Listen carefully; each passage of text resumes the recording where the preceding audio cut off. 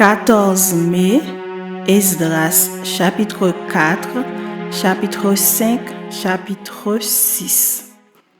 Les ennemis de Juda et de Benjamin apprirent que les fils de la captivité bâtissaient un temple à l'Éternel, le Dieu d'Israël. Ils vinrent auprès de Zorobabel et des chefs de famille et leur dirent : Nous bâtirons avec vous, car comme vous, nous invoquons votre Dieu et nous lui offrons des sacrifices depuis le temps d'Esar-Hadon, roi d'Assyrie, qui nous a fait monter ici.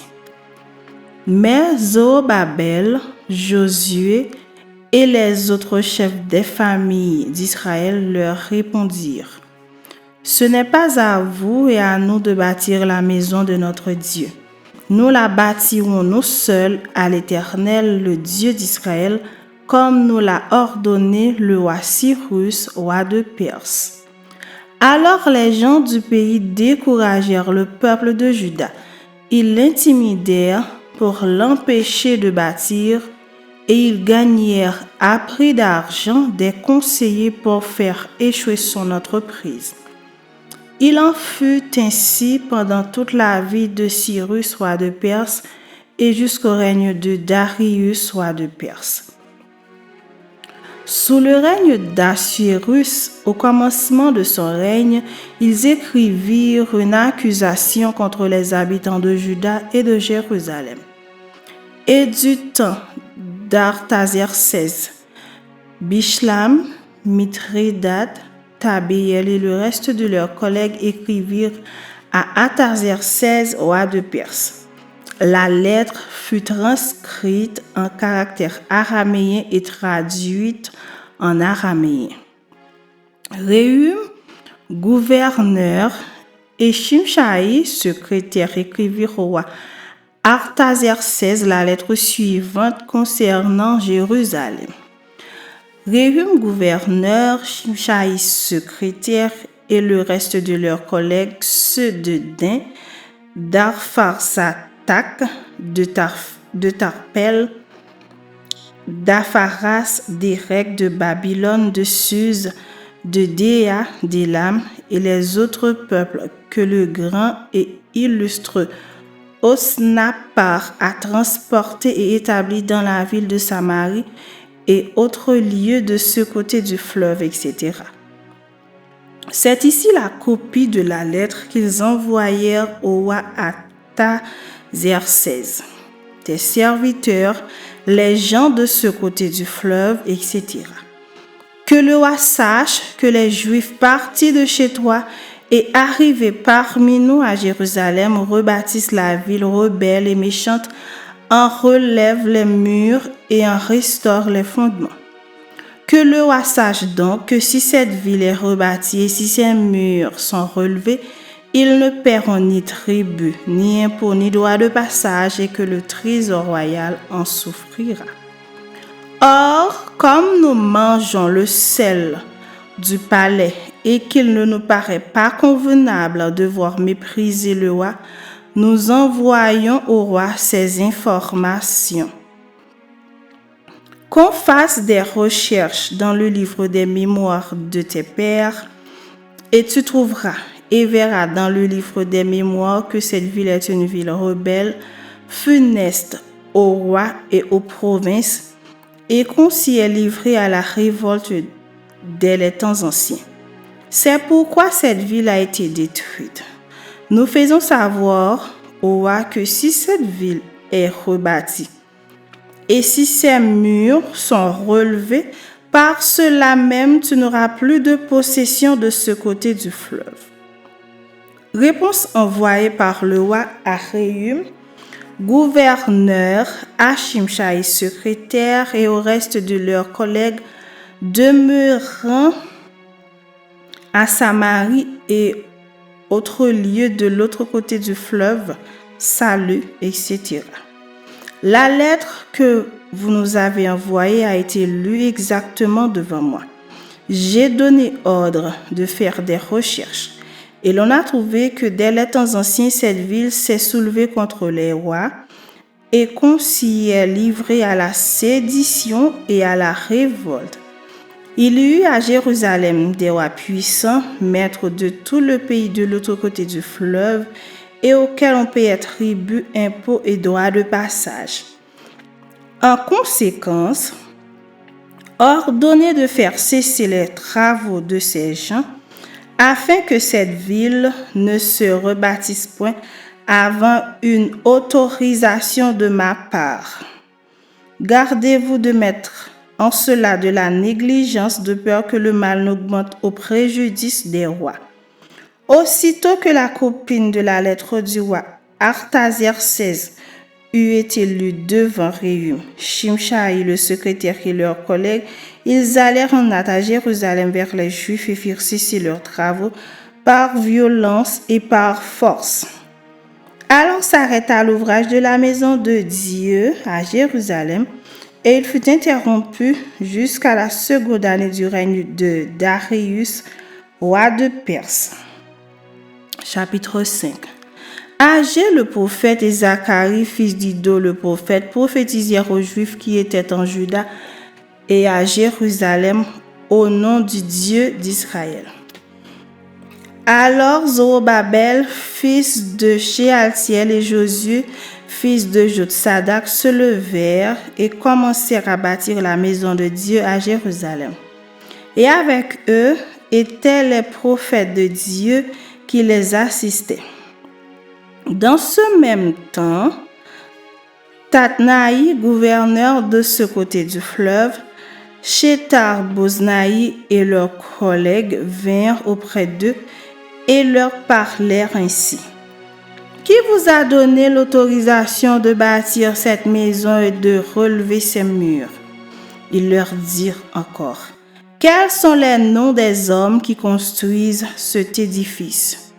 Mais l'œil de Dieu veillait sur les anciens des Juifs et on laissa continuer les travaux pendant l'envoi d'un rapport à Darius et jusqu'à la réception d'une lettre sur cet objet. Copie de la lettre envoyée au roi Darius par Tatnaï, gouverneur de ce côté du fleuve.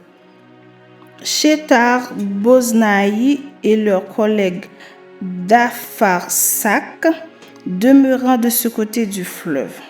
Ils lui adressèrent un rapport ainsi conçu.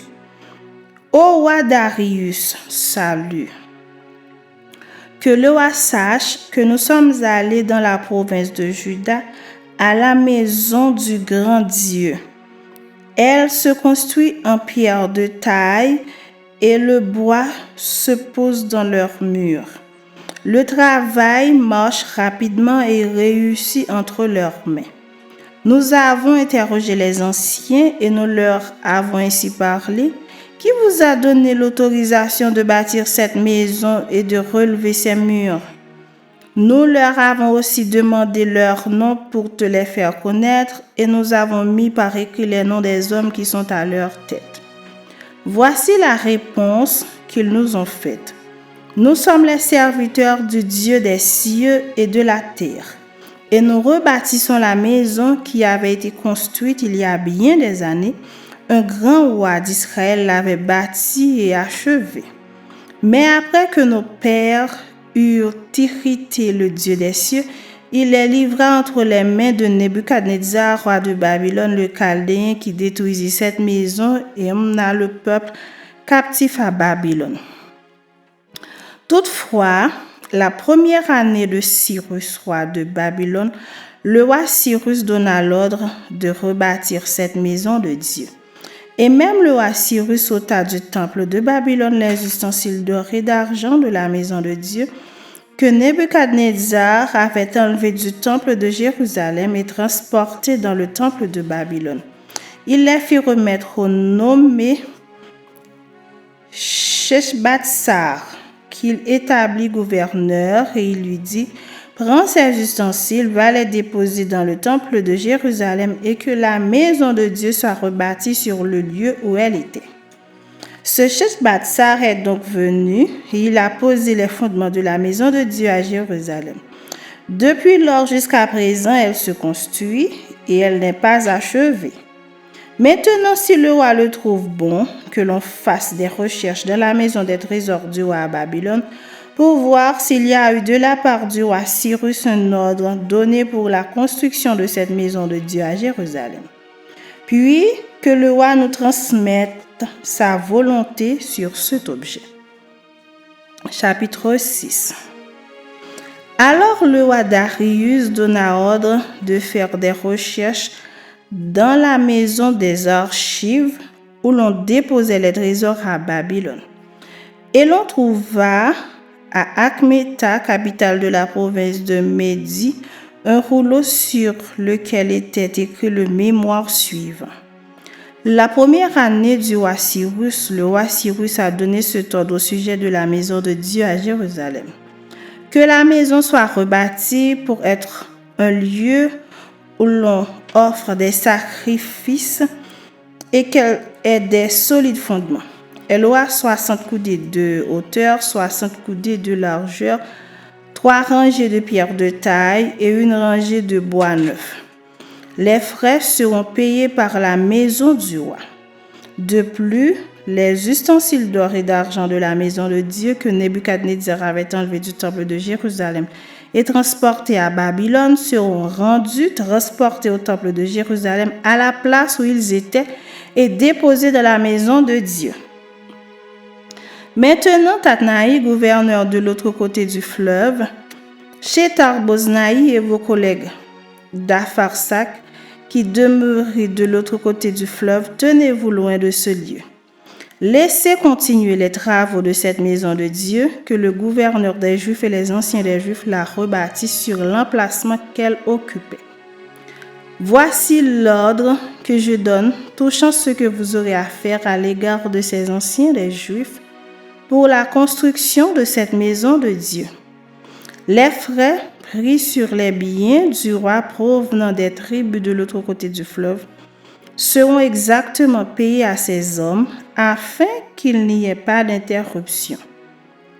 Les choses nécessaires pour les holocaustes du Dieu des cieux, jeunes taureaux, béliers, agneaux, froment, sel, vin et huile, seront livrés sur leur demande aux sacrificateurs de Jérusalem jour par jour et sans manquer, afin qu'ils offrent des sacrifices de bonne odeur au Dieu des cieux et qu'ils prient pour la vie du roi et de ses fils. Et voici l'ordre que je donne touchant quiconque transgressera cette parole. On arrachera de sa maison une pièce de bois, on la dressera pour qu'il y soit attaché, et l'on fera de sa maison un tas d'immondices. Que le Dieu qui fait résider en ce lieu son nom renverse tout roi et tout peuple qui étendrait la main pour transgresser ma parole, pour détruire cette maison de Dieu à Jérusalem. Moi, Darius, j'ai donné cet ordre, qu'il soit ponctuellement exécuté. Tatnaï, gouverneur de ce côté du fleuve, Shethar-Boznaï et leurs collègues se conformèrent ponctuellement à cet ordre que leur envoya le roi Darius. Et les anciens des Juifs bâtirent avec succès, selon les prophètes d'Agé, le prophète, et de Zacharie, fils d'Iddo. Ils bâtirent et achevèrent d'après l'ordre du Dieu d'Israël et d'après l'ordre de Cyrus, de Darius et d'Artaxerxès, roi de Perse. La maison fut achevée le 3e jour du mois d'Adar dans la 6e année du règne du roi Darius. Les enfants d'Israël, les sacrificateurs, les Lévites et le reste des fils de la captivité firent avec joie la dédicace de cette maison de Dieu. Ils offrirent pour la dédicace de cette maison de Dieu 100 taureaux, 200 béliers, 400 agneaux et comme victime expiatoire pour tout Israël, 12 boucs d'après le nombre des tribus d'Israël. Ils établirent les sacrificateurs selon leur classe et les Lévites selon leur division pour le service de Dieu à Jérusalem, comme il est écrit dans le livre de Moïse. Les fils de la captivité célébrèrent la Pâque le 14e jour du premier mois. Les sacrificateurs et les Lévites s'étaient purifiés de concert, tous étaient purs. ils immolèrent la Pâque pour tous les fils de la captivité, pour leurs frères, les sacrificateurs, et pour eux-mêmes. Les enfants d'Israël revenus de la captivité mangèrent la Pâque avec tous ceux qui s'étaient éloignés de l'impureté des nations du pays et qui se joignirent à eux pour chercher l'Éternel, le Dieu d'Israël. Ils célébrèrent avec joie pendant 7 jours la fête des pains sans levain, car l'Éternel les avait réjouis en disposant le roi d'Assyrie à les soutenir dans l'œuvre de la maison de Dieu, du Dieu d'Israël.